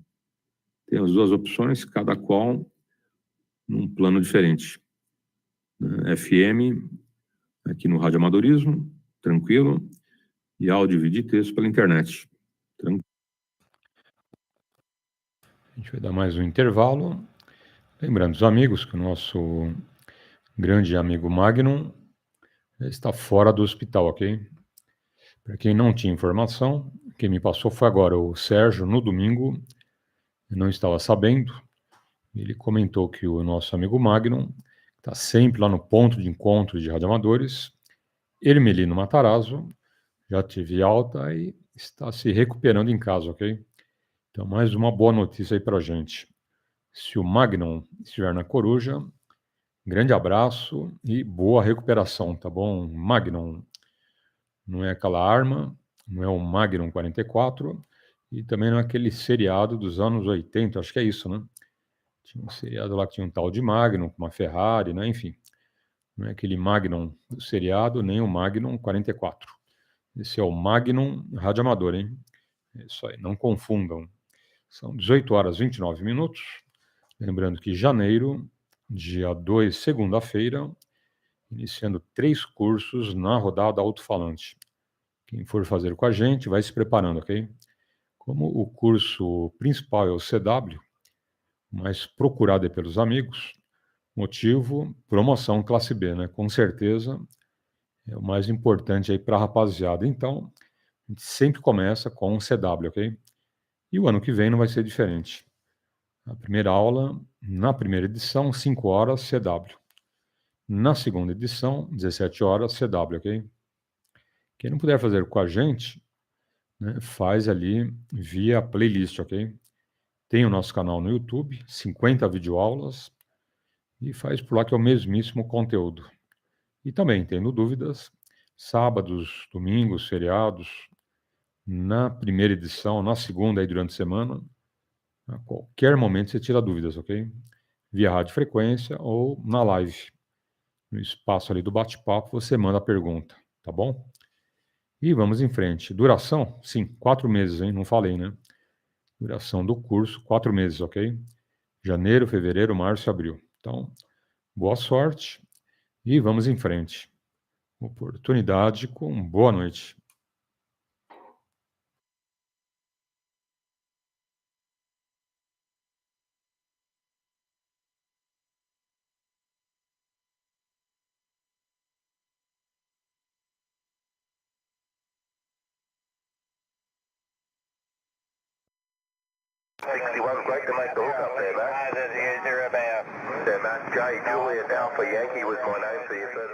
Hello, this is CBRadioMagazine.com, and we've got a fun one for you today. Hadn't made a video in a while, just hadn't been a whole lot of new radios on the market, and not a whole lot of old ones that I wanted to mess with lately, but I went through a garage sale, and they had a realistic Navajo TRC 459. This is a 40-channel AM and single sideband base station. This is definitely an older model, no longer produced. Sold by Radio Shack under the Realistic brand. SPE actually kind of had one that was similar, but used a little bit different guts inside of it. These are pretty rare these days. I haven't seen a whole lot of these around. You'll see them on eBay every once in a while. It actually is kind of the base model version of the mobile that I did earlier. I think was the TRC 480 that has the scan functions on it. This radio does as well. The radio is kind of interesting. It's a low profile compared to a lot of our Washingtons, Madisons, those kinds that are a lot more boxy. Cobra 2000 is definitely quite a bit bigger than this radio. The radio low profile, speaker on the top, firing upwards. The microphone connections down here on the front. Your plug-in for your cables and stuff are going to be in the back. The radio features the clock. The indicators here are for your buttons over here. You've got a receive, transmit, and SWR meters. There's 2 meters, and they are just little LED lights. Over on the right-hand side, there's indicator lights for your mode, as well as your memory stuff, which I'll show you. It's got your channel display over here on the right. And interesting thing about this radio is it does have sliders on it, and it does have an entry to enter in your channels, which is similar to that TRC 480 I showed you. But let's zoom in towards the clock functions, and I'll show you those first. This is the clock, standard clock, AM, PM. There is a 24-hour option if you want to put it into 24-hour mode. Over here, we have the controls to set the time. It's currently in the run position. That's the standard position. If you want to set the time, you move the slider to the time set position. You can either set it using a slow button to move forward or a fast button. And as you can see, the faster button moves through faster. The time to set it, if you miss where you want to stop, you can't go backwards. You have to go all the way back through. It's a big loop. So for instance, say we set the clock for 9:11 a.m. You can also go to the seconds, and it just turned to 9:12. It actually shows you the seconds. There's a second option here. Don't know why you need to be able to see the seconds on a clock radio on a CB, but if you need to, there it is. So currently we've got our time set to 9:12 a.m. There's another option over here, which is auto set. I'm going to use the slow button here and set it to 9:13. This is kind of an interesting option. You can press this auto button here. You'll see the indicator come on. The radio is off currently. The clock operates even when the radio is off, as long as the power is applied. And this is an interesting auto feature. It's an auto on, kind of like an alarm clock. It'll actually turn the radio on at 9:13. Hopefully, we'll see it do it in a second. If it doesn't, this will be a very uninteresting video. It's kind of a neat feature. Maybe you want to wake up to the sounds of DX every day. Well, it gives you that option. And there was a couple other radios used to be able to do this back in the day, and it's not something that they really do anymore. So let's see. There you go, automatic on radio. So you can set it like an alarm clock, turn that auto back off, and turns the radio off. Down in front here, we've got a 5-pin DIN connector, your phone's plug. Let's have a look at these buttons. These are just little push spring-loaded buttons, 24-hour. Your auto on, which I just showed you to turn the radio on automatically, your main power button. There's a SWR calibration, noise blank ANL, a dimmer option. It only dims the clock and the LED display for the channel. It doesn't dim the other indicators, don't know why. CB, PA, monitor function. PA, you guys are aware of what that does. Monitor is basically just to be able to listen to the radio through the PA and be able to use the PA still. So we're currently in CB mode. I'll show you the SWR calibration option. So over here is your signal strength meter, receive transmit, and this is your SWR meter. And there's a calibration setting position on it. If you press the SWR calibration button down, you key up the microphone. And on the back is actually, as I bump everything around here, on the back there is a little knob that you can set the calibration. So that you see that light going up and down, that's me moving the calibration indicator. So you want to try and put it right on the set mark. And then what you can do is go back, and once you turn off the button and push it back out, it goes into SWR mode. And now it'll always show your SWR while you're keying on AM. On lower sideband, you need to recalibrate, of course, but this way you can check your SWR, and as long as you're on AM and keying up, it'll show you your SWR.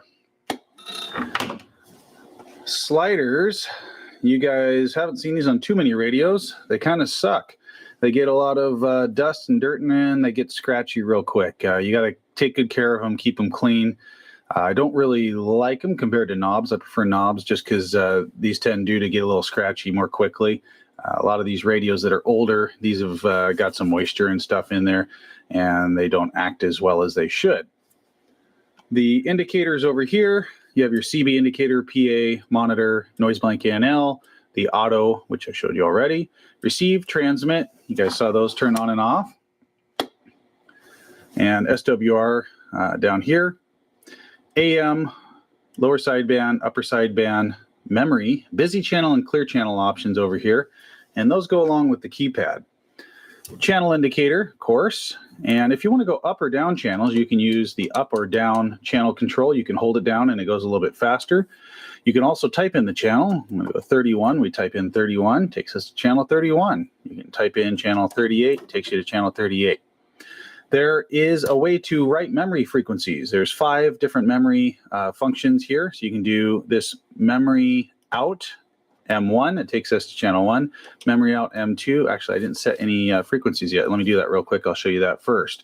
If you want to write a frequency into the memory on this radio, you type in the channel you want to memorize. So let's do, let's do 06, channel 6, AM mode. We'll do memory write. We'll press the M1 position. It's now saved to M1. Let's say we also want to do 38 lower sideband. We'll type in channel 38. We'll put our mode on lower sideband. We hit the memory write position, the M2 button there, and now we've saved that to position 2. So let me show you. We do memory out, M1. We've gone to channel 6 AM. Memory out, M2, channel 38 lower sideband. It's actually kind of neat because it remembers both the frequency and the mode. A lot of radios did not do that. Nowadays they do, but back in the day, this is pretty fancy stuff, right? So you can do a clear channel or busy channel scan. Clear channel scan, it will scan through on the auto scan. Once you press the auto scan button through clear channels, hit this button here to hit stop. It's also the 0 button.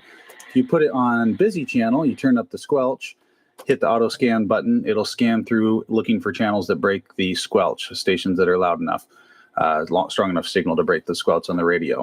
We can stop that. Memory scan, it will scan through the frequencies that you've saved. So we've only saved channel 1, 38, and 6, since we just powered on the radio. So it's scanning through those frequencies on both AM and lower sideband. So that's pretty cool as well. That's it. That's it for functions on the radio. Very simple. I will show you guys the back, and we'll pop the cover, take a look inside, and give you a little bit overview of the performance on this radio. Okay, standard AC cord coming in here. Tranquilo também, ok? Então tá aí. Poderia usar, né, se eu quisesse, fazendo tudo isso em ATV, ok? Talvez o alcance, né? Com certeza, né? Estaria trabalhando com radiofrequência, e radiofrequência sujeita aí um monte de possibilidades, propagação, interferências, cada amigo na sua antena, né, numa condição aí, teria que ser uma super rádio, né, para fazer isso a nível mundial, não teria nem condições, né? A nível mundial, como eu faço pela internet, não teria nem condições, mas tá aí à disposição, ok? Bom, nível 8. Item 8, né? Item 8 é o DV. Tá? DV Digital Voice, ou voz digital. Modos de emissão, representa comunicações de fonia digital. 9, FM. FM faz na rodada alto-falante, frequência modulada, ok?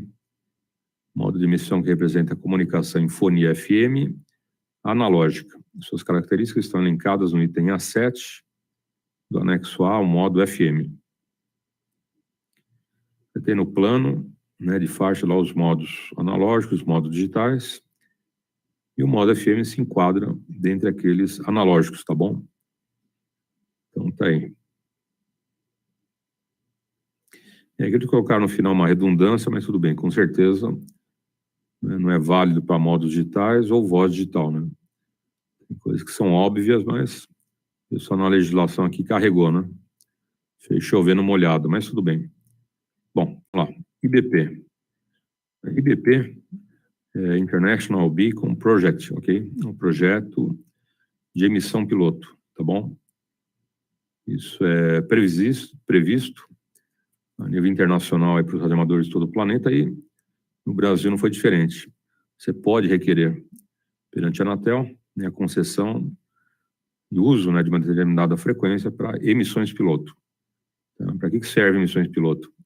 A gente chama de rádio farol, né, um sinalizador, pode estar passando a todo momento aí uma identificação, um posicionamento, né, em relação à latitude e longitude, pode também, nesse indicativo, informar em que país você se encontra, né, várias informações.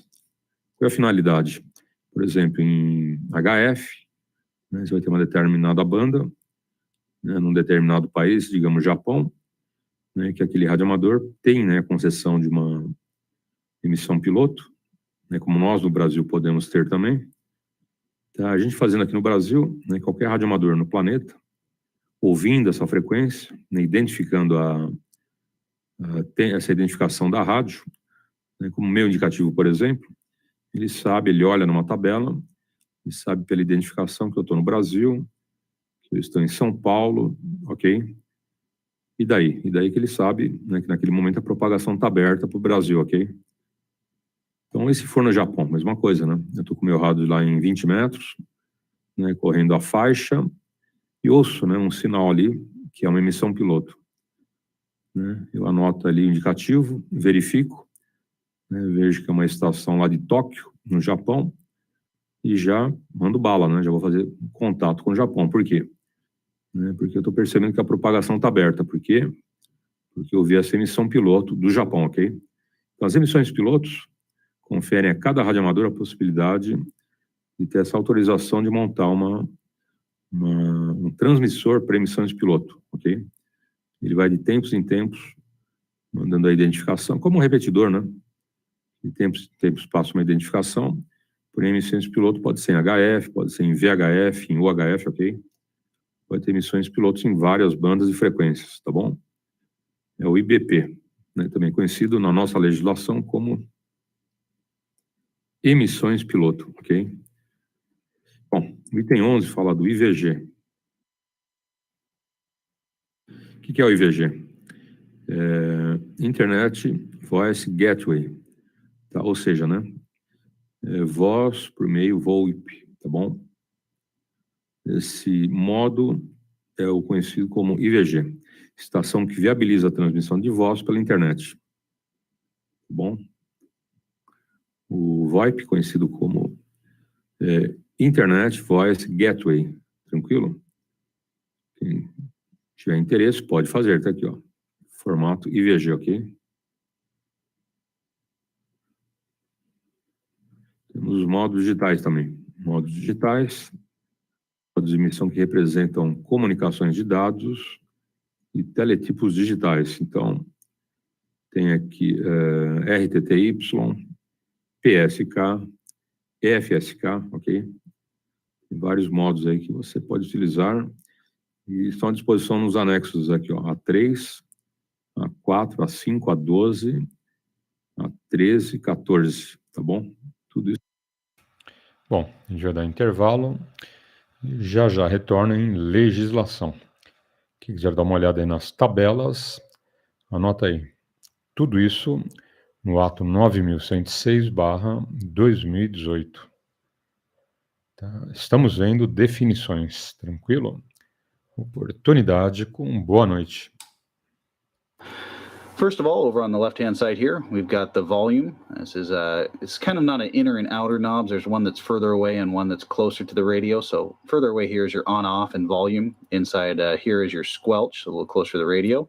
4-pin Midland connection. Of course, Midland loves to be quirky with their radios. So 4-pin, not a standard Cobra 4-pin, Midland 4-pin. Up here is your TX display. When you key up, you'll see the light come on. Weather channels. If you press the weather channel button, you can go in here, and it has 10 weather channels to choose from. Good morning. Then becoming southeast 15 Sunday. Chance of showers. Then, of course, you want to go back to the CB. Let's press the weather channel again. Channel 19 button right below that just takes you to automatic channel 19. I'll show you something too. Since we're showing a frequency display, for those of you just, like to see the channel display, of course, that's an option as well. Over here's frequency button. Last channel recall. So let's say we keyed up on 38, and then we've dropped down to 32, and we want to go back to the last channel we keyed up on. Last channel recall, press that, takes you back. You can toggle between the last channel you keyed up on. Over here, we've got our actual detachable faceplate button. To detach the faceplate comes off for protection, so that you don't get it stolen, I guess, like the old days of car stereos. Seems like people aren't stealing stuff as much anymore, and car stereos and stuff, since the price on car stereos would come down so much. So, I don't know how much useful it would be these days, but if you live in a bad area, of course, having a detachable face radio is useful. Here is a mode button to go in. It says BD on it. You can go in between your different modes. The radio shows FM. This radio does not have an FM module in it, even though it shows that. So AM, upper sideband and lower sideband would be the modes available on this radio, and that's how you toggle between those. Channel 9, automatic switch to go there, and again our frequency button right below that, so you can change between a channel display or a frequency display. Down below, we've got a local DX button. Radio doesn't have an RF gain control on it. It's a very small radio, so not a whole lot of room on the faceplate. So no RF gain. You have to have the local DX button. You press it, gives you, cut back on your signal strength of the incoming signals, and this would be the DX position, or just open. Same thing with a microphone gain, not a microphone gain control on this. If you want to lower your microphone gain, you press the mic button. If you want it wide open, you just leave it off. Memory frequencies, you can store in here. It's just a matter of going to the frequency, holding down the button. It will beep and flash. You'll see that we store that in there. We can go to another frequency, press down on the M2. And now if we go back to M1, you'll see channel 38's been stored in there. And we can go to M2 and it stores them in there. So you've got 4 memory frequencies you can store in there. There's a scan feature. So if we turn up the squelch, we can press the scan. It'll scan through until it hears a station break the squelch. West, the other way from there, going towards Anacortes type direction. And if nobody keys up again for a couple seconds, it will start scanning again. There it goes.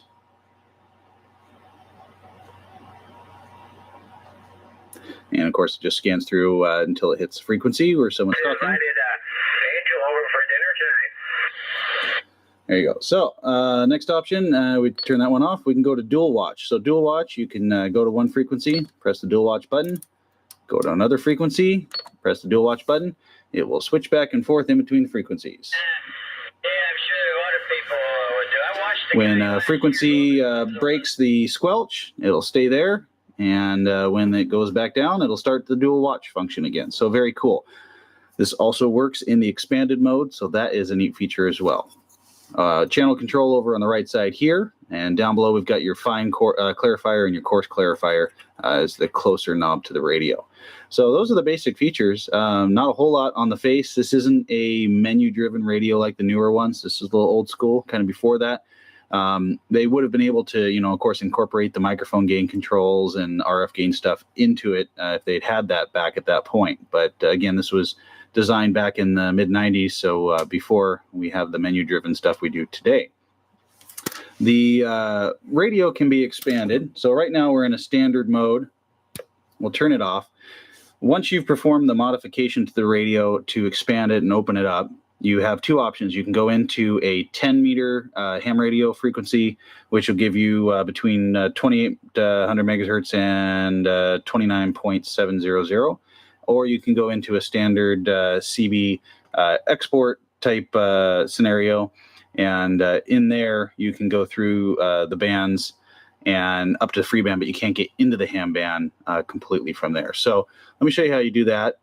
You would hold down the DW button and the channel 9 button while you power on the radio. This is after you've performed the modification inside the radio. So we hold down the DW and the channel 9. It takes a little bit of a contortion. We let go, power it on. Now you'll see our D. And if we go to the frequency display, actually I'll start in this one. So channel display, you'll see the D. And, you know, right now, channel 38D is our standard CB frequency, single sideband that we use. And if we hit the channel 9 button, now it takes us up into the different frequencies. So let's go A, B, C, D, E, F, and back to 8. Now, if we hit the frequency button, you can see the frequencies we're on. So obviously, we're not in the standard CB frequency right now. And it goes up here in the CB frequency, and now we can jump up. This is kind of where your free band are. Most of you guys like to hang out. You can see you can go up in the 42, 55, etc. It does top out at, right, there we go, 28.30. So if you are like a tech license in ham radio, this isn't going to quite get you there. In this mode, there's another mode where you can get in there, though. So that is cool with the expanded mode. If you want to go into the ham radio mode, what you need to do is you hold down the last channel recall and microphone gain button when you turn on the radio. And again, this takes a little bit of a contortion to do all of it. And as you can see, we are now in a ham radio frequency. And so here we can scroll through the frequencies, and you know, if you tech guys, this is where you'd want to be. But definitely can go up higher, and we even heard some guys all the way up at 29.700. The problem with this radio is that it doesn't tune in smaller increments, so going in between is going to be difficult. You can try and use your, you know, if you unlock the clarifier, you can try and go in between a bit. But realistically, you know, you can't go to 28.425. You can only go on the 10s. So interesting in that sense. And if you need to leave this mode and you want to go back to the CB mode, you have to, again, hold down the mic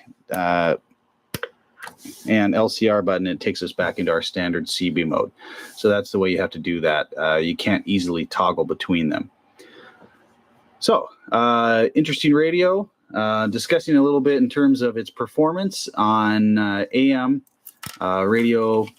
Will tune up to about 20 watts. Audio, yeah, it can hit about 18 to 20. On single sideband, it runs up to about 25 watts.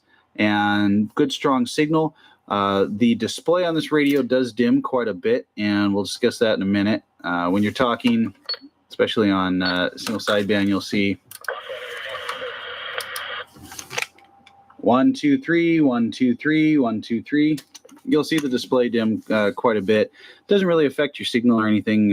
There was mention of a warble on single sideband with some of these models. This particular one that I have in front of me did not exhibit any of those problems. Actually, you'll hear an on-the-air test when I'm asking somebody about the quality of the sound and everything. They said it sounded very clear, no warble whatsoever. The radios do have the detachable face. This was one of the weak points in the design, actually. People really liked this feature. And, you know, of course, the more you remove it, though, eventually there's some plastic pieces and stuff that can break off. And once those break off... Isso tem aqui a referência no modos digitais, em que tabelas encontrar, tá bom? Exemplos, é que eu te falei, né? RTTY, PSK e FSK, ok? Item 13 fala do SSB. Todo mundo conhece, né? Single Sideband, ok? O Single Sideband, ou SSB, são modos de emissão que representam comunicação em fonia SSB. Então, esse modo é analógico também, para quem não sabe, ok? Suas características estão elencadas no item A8 do anexo A. Então, todas essas tabelas estão aqui nessa legislação, ok? O modo SSB, conforme citado no plano de faixas, não é válido para modos digitais ou voz digital. Com certeza, né? Mais uma vez, chovendo no molhado, mas tudo bem. Bom, B2. Quando você encontra aquelas tabelas, o item observações. Tá bom? Só que essas observações, a gente vai deixar para amanhã. Então, a gente vai entregar a segunda parte amanhã. Tem muita coisa aqui em observações, eu vou deixar para amanhã, tá bom? Então, amanhã vai ter a segunda parte desse nosso estudo, ok? As definições, tranquilo? Agora são 18 horas 56 minutos. E lembrando os amigos que janeiro teremos aí no dia 8 a reabertura do ponto de encontro dos radioamadores Hermelino Matarazzo, ok? Inaugurando aí o ponto de encontro, vai ser no domingo, dia 8. Quem não conhece, dá uma passadinha por lá, ok? Eu passo já o endereço, vai pegando a caneta ou caderno, papel, ou no celular, né?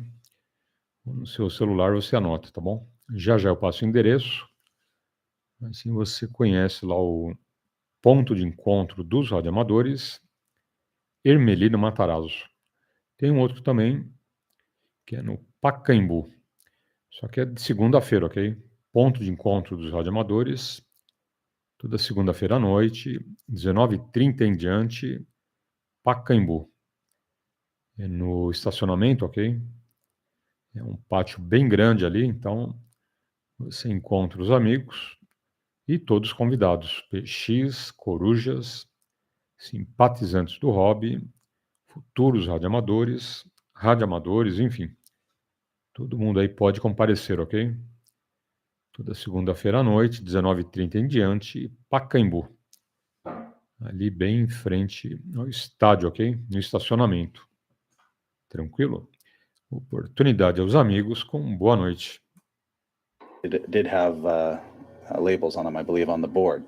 But anyway, you won't need it if you're watching this anyway. Single sideband again here, AM power control here to adjust your dead key, and modulation adjustment here. Towards the back of the radio, this radio did have a unique dual final setup on it. It's not set up to produce a whole lot of power like an export model is, so don't expect you're going to see 50 watts out of it. Just kind of an interesting design they had set up on it. And as you can see towards the front then, there's your detachable faceplate. And I will take that off and show you that as well. Okay, does have a detachable face on it. All you need to do is just push in the button here and the face pops out. Detachable security, there you go. If you have this in your car and someone sees that the faceplate isn't on there, hopefully they would not steal your radio and break into your car. Faceplate, on the back you'll see the pins match up here and connect. As you see, when these are pressed in, you can see the pins exposed that would connect with your pins on the back.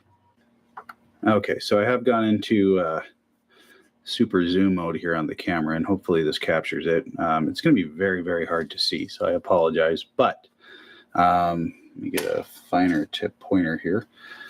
On the right side, you're looking at the chip here, and then over to the right, you'll see there's a little black resistor here, and there's a pad right here that has to be connected right here. There's a little bridge right here. There's instructions on CB Tricks on this. They have the frequency modification on there with a drawing. So hopefully between the drawing and watching this video, you could be able to figure this out. But the first connection where you have to add solder to bridge this will be right here. The second one, let me just pan down here, is right here. And that's the second connection that would need to be made with the solder bridge, I believe. So Yeah, so once you solder those 2 points, make the connection, then you can access the modes using those function buttons I showed you when you're powering the radio on. So again, solder point here, where you have to add a solder connection to 2 pads, and up at the top, right in here. And again, I said it wasn't the prettiest soldering I've seen here, but they did get the connection done and seems to work fine. When you do make the connections for the solder connections, the last thing you do is you have to reset the CPU, and you have to short number 1 and number 6 here. And this is be same thing for a factory reset if you have a problem. So shorting number 1 and number 6 here, you would do that, and then after that, you would test the unit, and it should work fine. And again, these instructions are on CBTricks. That's www.cbtricks.com. And of course, if you've been there before, you know there's a ton of information. And I'll put their link to this modification on my website as well once I get the video listed on my website. So, yep, you have to short those pins. That's the last step. And then you should be able to have the operation, reinstall the faceplate, and you're ready to go. The audio is real good, and it looks like you're right close to being right on the frequency, so... Yeah, one of the complaints was these had a warble on single sideband, so I didn't know if it had any of that coming through or if it was pretty clear. It's clear. I haven't detected any warble, though. It sounds real good. Yeah, it sounds better than some of the other ones you had. Of course, you go through so many radios, like I used to go through women when I was single, you know? Oh, that probably would be more fun than all the radios I've gone through. Yeah, it probably would be, wouldn't it? Yeah, well, you sure went through enough of them. So just to sum it up, hopefully giving you a little walk through this radio. This was kind of an interesting radio. People either loved it or hated it. In the mobile, if there was a lot of stations nearby, it can suffer from some bleed over pretty bad. The receiver is actually quite good, though. And, you know, where I am here out in the middle of nowhere late at night, I can hear stations far off quite easily, even some of the harder to hear stations. The receive isn't too noisy that you expect on some of the digital radios. Some of the newer ones these days can be quite noisy, but this one has a very good receiver on it. These are getting hard to find again. Like I mentioned that again, it's not a whole lot of them on the market. Some of the ones that come up are broken. The faceplates don't work anymore. And some of them have been hacked up a bit too. You can remove limiters and things like that. But this radio, probably about $100 to $150 is what you spend used for one that's in working condition. And it's still one of the very few radios that can actually be mounted directly in your dash, which is still desirable. I actually have a radio mounted in my dash right now, and it's quite cool to be able to do that. 2-inch on the height of the radio, so that's why it works for that. Pretty good tune-up, about 25 watts, which is stronger than the unit in 980, a newer radio, and it can be expanded for those extra frequencies, which is, you know, the part that most people are really interested in. Again, you know, if you're into freebanding and you want to get up into those upper frequencies, this is a good radio for that. Opens it up, you can get into freeband. It's actually kind of cool because you can save the memory again of the freeband station. You can go back into the CB frequencies and save that as a memory. And you can actually switch between without switching the band, which is a neat function for memory.